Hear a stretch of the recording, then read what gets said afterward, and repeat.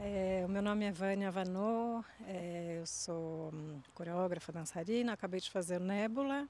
que é um solo sobre um estado de destruição da natureza e como esse estado, através de uma transformação do corpo e do espaço, se transforma finalmente num lugar cheio de magia e vidas é, que estão ali escondidas atrás das cinzas.